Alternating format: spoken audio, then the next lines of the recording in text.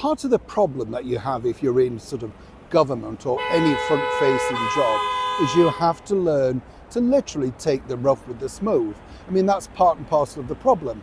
When you think about the incoming First Lady, Melania Trump, I thought it was diabolical that the esteemed, sort of, what you would call her, entertainer, Bette Midler, openly mocked her on social media for not being able to speak perfect English. It was far beneath Bette, and I felt that she lost a lot of fans in that particular moment. It was just ridiculous to do, because obviously Bette had her fans, Melania Trump will have hers, and so there lies your problem.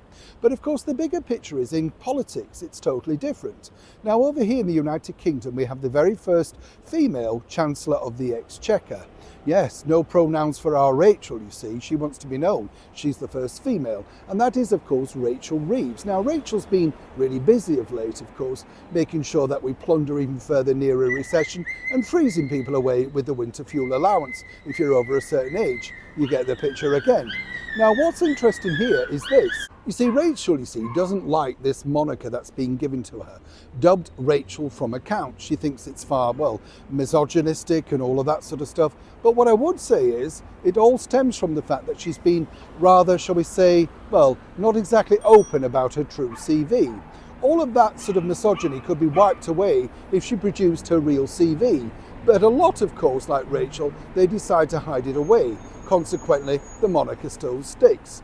But if you needed any proof of how much she really dislikes the British white working class people, and in particular those that worship here in a Christian country, it's this. She's decided, once again, that she needs to raise some money, even though she promised at the very start of her tenure that she had a fully costed plan. Imagine how bad it would be if she hadn't got one, right? But now she's deciding that she wants to withhold all of the money that was promised to historic churches over here in the United Kingdom, around about 350 million, because apparently she desperately needs the money. Now, one might have a little bit of sympathy with Miss Reeves, after all, something of a crisis.